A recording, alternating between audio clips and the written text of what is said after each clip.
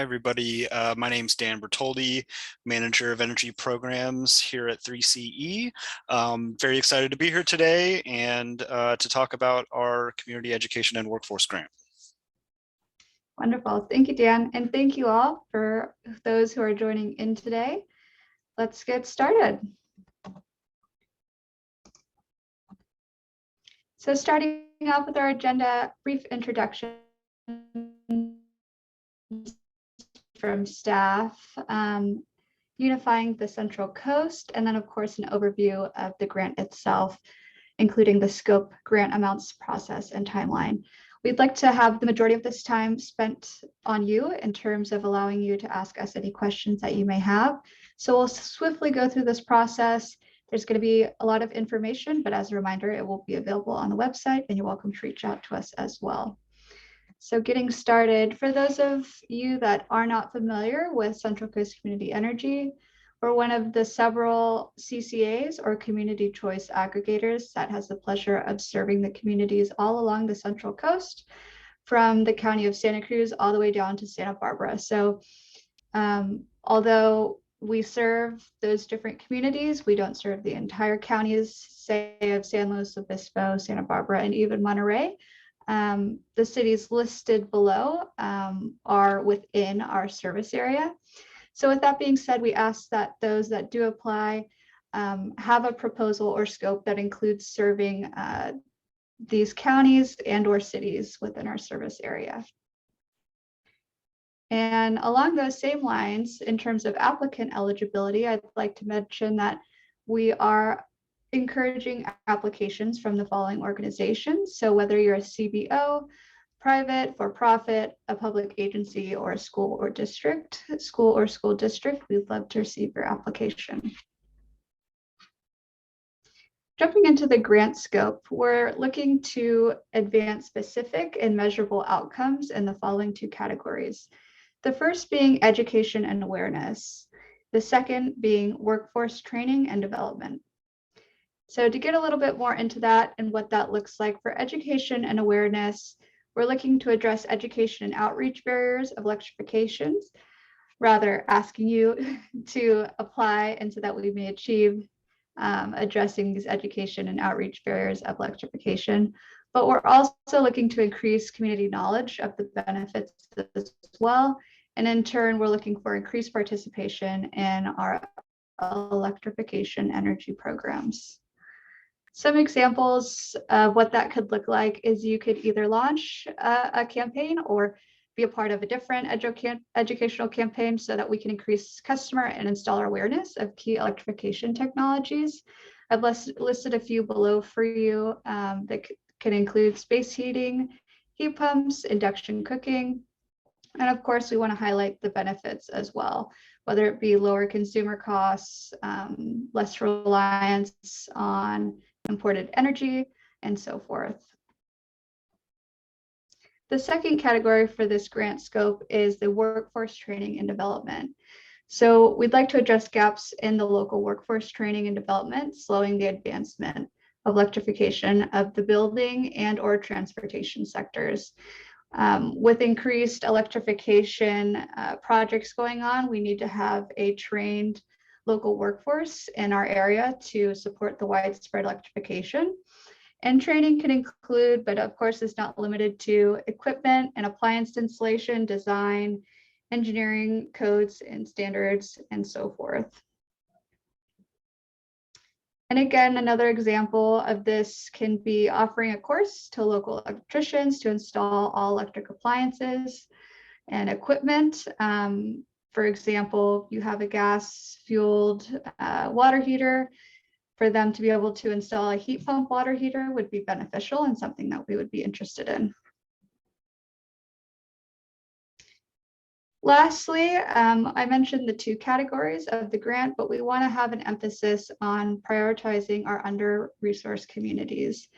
So whether it's working with existing community groups and networks to engage those communities that may be more at risk of pollution-related illnesses, educating and training at Promise Youth, and may experience irregular attendance due to these external factors. We would like them to have an increased job readiness and local installer availability.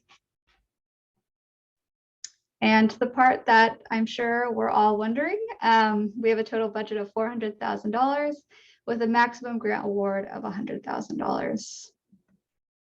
Before I pass it off to Dan, I just wanted to quickly go over the expenses eligibility. The only things that will be ineligible are travel, overhead, and other indirect project expenses. From marketing and outreach, supplies, materials, staff time, and otherwise, those will all be eligible. And I'm passing it off to you, Dan. Thanks, Tessa. We'll wait till the next slide. Here we go.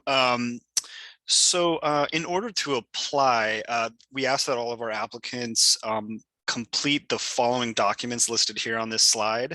3 of these documents, number 1, 2, and 3, have templates that we provide. You could download those on our website or on the application itself. You really can't miss them.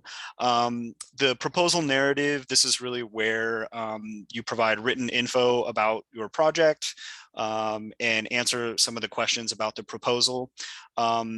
Our redlined draft agreement, this is basically a template standard services agreement that we're asking our applicants to make edits through track changes, to fill in some of the blanks, and also that to fill out an Exhibit A scope of work, really to show us what that project is going to look like in the contract. Just a note here that, you know, suggestions and edits made in this document, you know, they may not be applied once or if the project is approved. The contract could look different once we actually go to negotiate. However, we just kind of want to get a sense of what your proposal is going to look like from a contract perspective and what you're seeking. The proposal budget, it's a pretty straightforward budget template that you can download. It's in Microsoft Excel. It basically gives us a sense of what the budget line items are, what the unit costs are.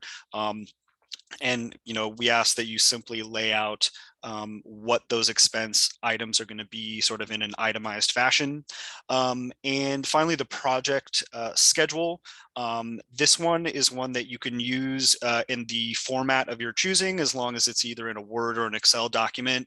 You could kind of make it however you want to design it, whether it's a Gantt chart or something else. We'd like, you know, for the applicant to provide us with information on the timeline of the project.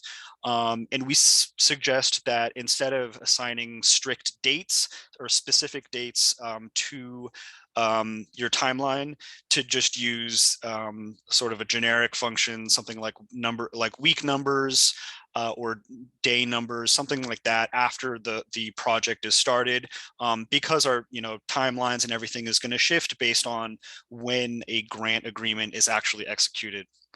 As a suggestion, it's very helpful for us to kind of review all of these documents. If you tie in all of your tasks, deliverables, and milestones such that they align across all of these documents.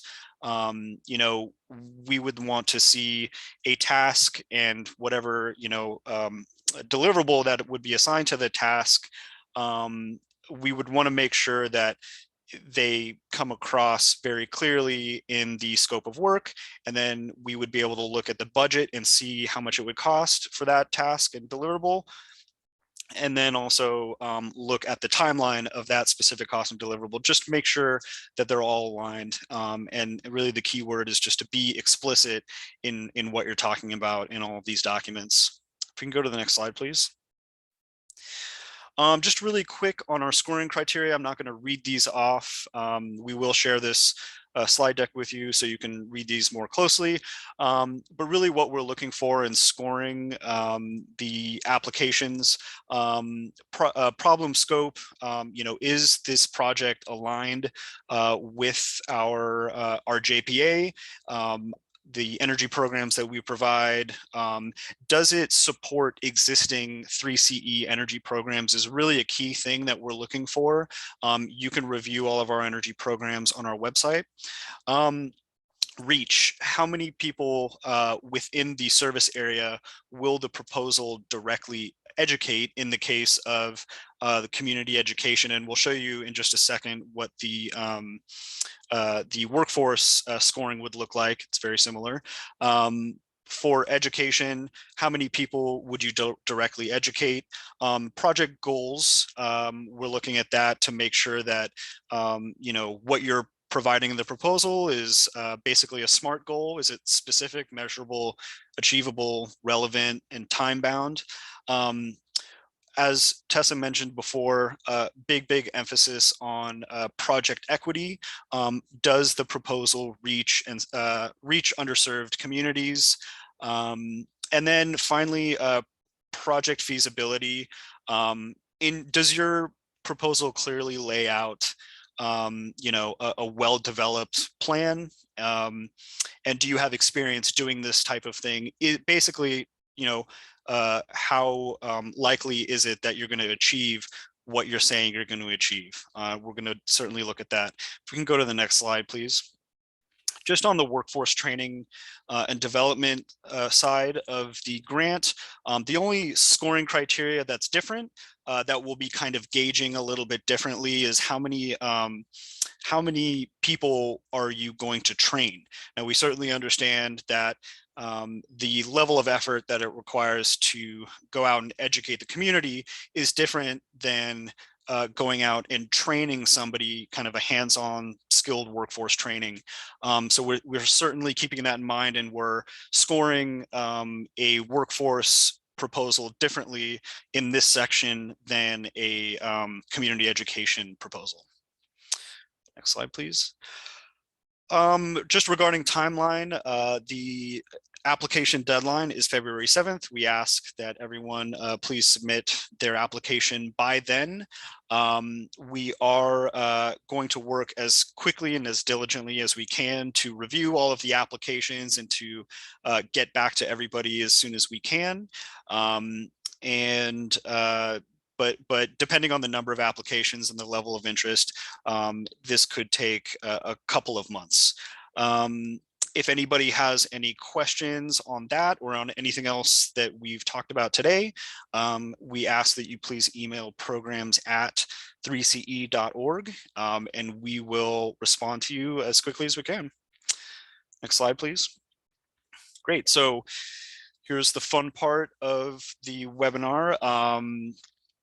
Just a couple of housekeeping items on the Q&A. If you could please use the raise your hand function in Zoom. You can also type your questions into the Q&A chat box. Again, programs@3ce.org. If you have any other follow-up questions, we are going to take the questions that are asked, you know, verbally today or written down, or any other question that we get via email. We are going to, you know, record those and put those into a document that we'll be making available on our website. So with that, why don't we open it up to the participants?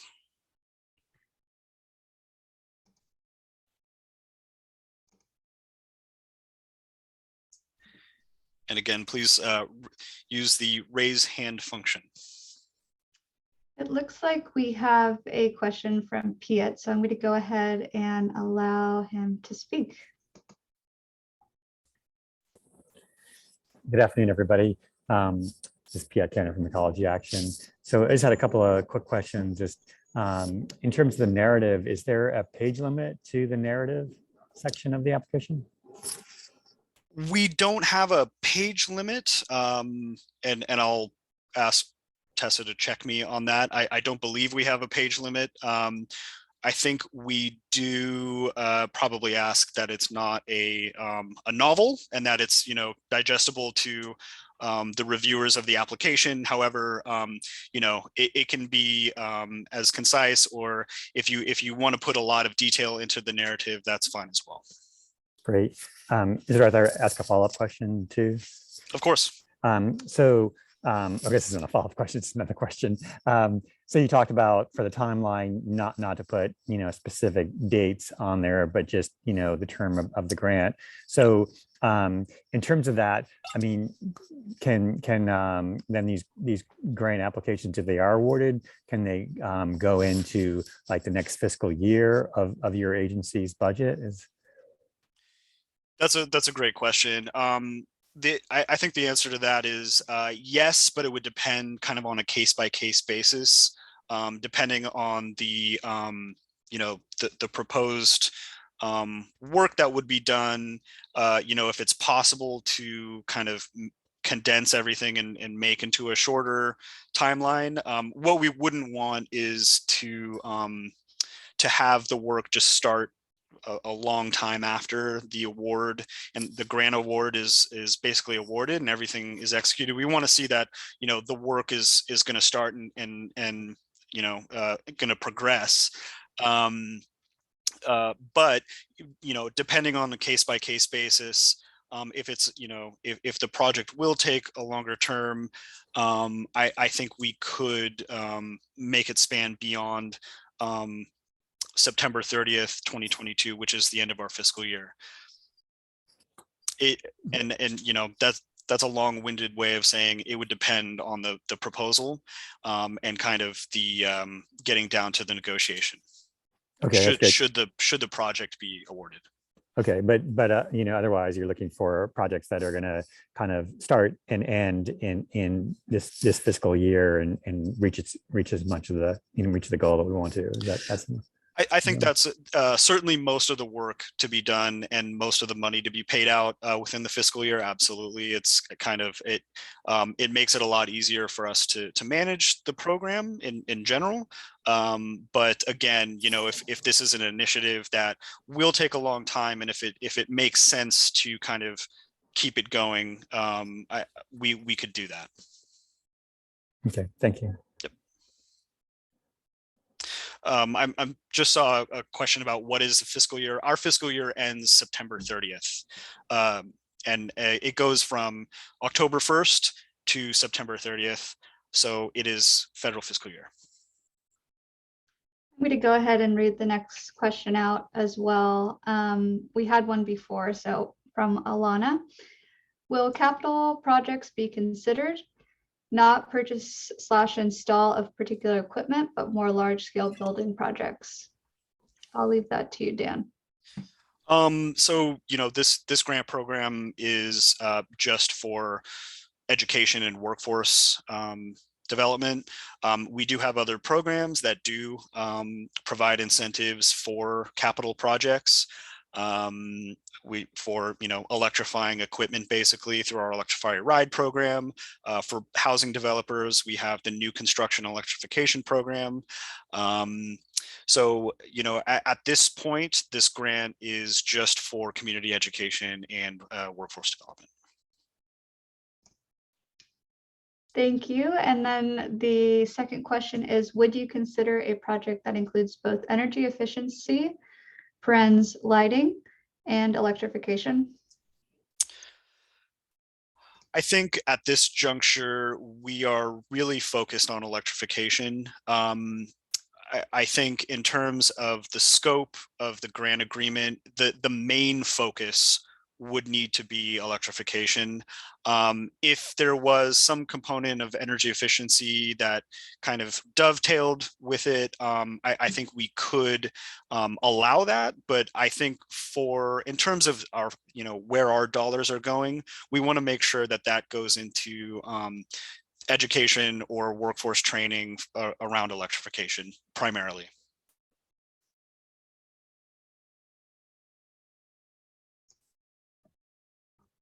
Thank you for your question. Yes, thank you. I'm going to pass the baton of monitoring the chat function to Kevin Miller or perhaps someone else on our team. That way, if there are any questions, I can also help. Sure. So it looks like Francis is asking, would you consider a project that includes both energy efficiency, parentheses, lighting, and electrification? Oops. Let's do PIATS, the one after that. Cover that one. Great. Will there be any weighting between the evaluation criteria? That's a great question. Thanks, Piet. We currently do not have a weighting applied to the evaluation criteria. That may shift depending on a couple of things. We do often work with our community advisory council on basically selecting projects through the grant program, and as we kind of move forward, that may change, but at this point we do not have weighting assigned to each of the scoring criteria.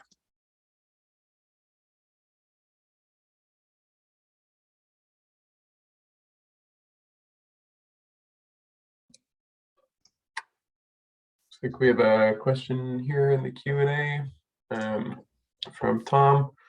Are there certifications programs that you want to use for the workforce training? We don't have any certification programs in mind. However, I think leveraging certification programs as sort of an end result for the training would certainly be very desirable. Again, we don't have any specific certifications in mind, but that's something that I think would help the proposal. Absolutely.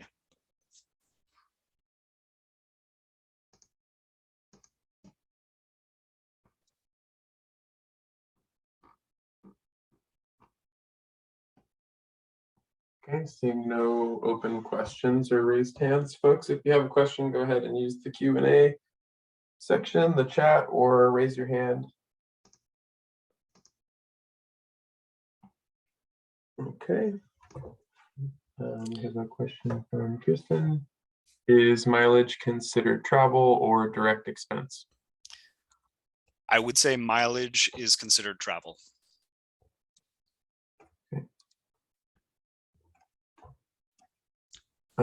Looks like we have Alana with your hand up. I'm going to go ahead and allow you to speak. And you'll just have to, yeah, there you go. Yeah, hi, I just, I apologize, I missed, did you say you were going to email us this slide deck? Yes. Okay, thank you. We will follow up. It will also be available on the website as well.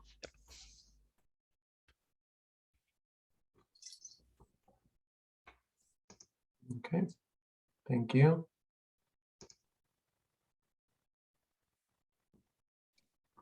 Oops.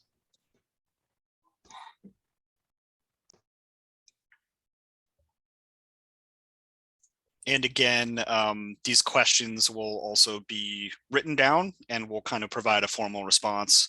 And so you'll be able to look at that as well if anything comes off as unclear.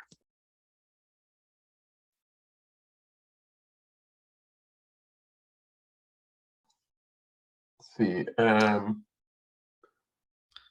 Is there any insight into the budget allowed per project? Oh, that looks like that came in from Jerry. Did we answer that question? It is in the slide deck for this grant program. The max grant amount is $100,000 per project. So we have a beautiful pie chart here, and there's $400,000 made available.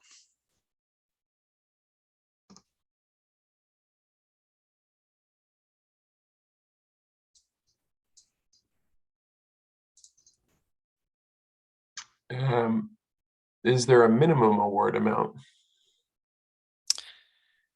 We don't specify a minimum award. So the answer is no. Cool. Thank you, Marina. We have a question here from Piet in the Q&A. If 3CE receives a large number of qualified grant applications for more than the $400K allocated for the program, Is there any consideration to increase the funding amount to meet the electrification, education, innovation, and workforce development needs throughout your service territory? Yeah, thanks for that question. So, we do have a set budget amount for all of our programs. They, typically our policy board is the one who makes decisions on our budget. And so, at this time, there is no plans to extend the budget. In order to do that, we would need to bring that to our policy board. So I think at this time, that is not being considered.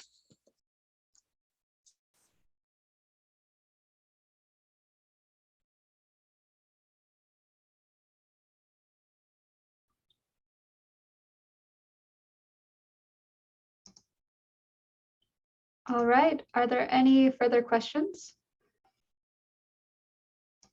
Looks like we do. I'll go ahead and say this one, Kevin. Will CCCE announce the number and value of proposals received before announcing awards?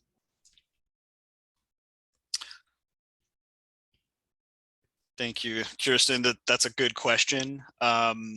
That's something that I think we can consider and get back to everybody about. I don't think I have an answer for that right now. If that's something that is possible, I think we could share that, but that's something that we'll have to get back to you on. Thank you. You have one more here from Francis. Would you consider the use of models other than Calaveras Green when looking at underserved communities, for instance, AB 1550 priority populations map?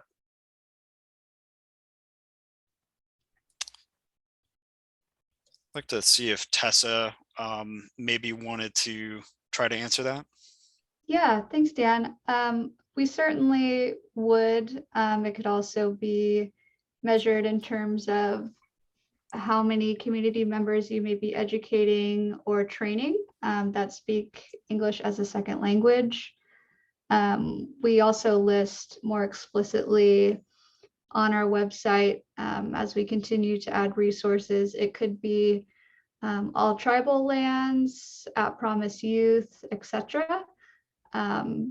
No matter which model you use, just be sure to include it explicitly within your application so that we may reference it. And thank you for your question.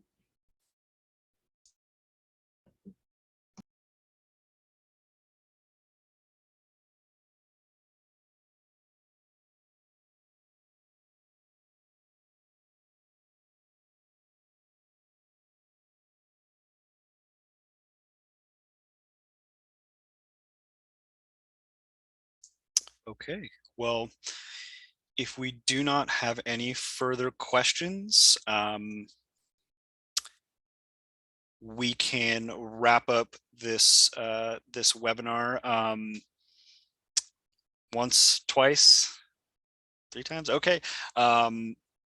We'll go ahead and wrap up again. If any questions come up, please contact us at programs@3ce.org, and we will respond to you as quickly as we can. And again, these questions will be made available to everybody as soon as we can get them up. And with that, I want to thank everybody who's joined us here today. We really appreciate your interest in this program. We're certainly very excited to look at all of the neat proposals that come our way. And with that, we will say goodbye. All right, everyone. Thank you so much for joining. Have a nice day.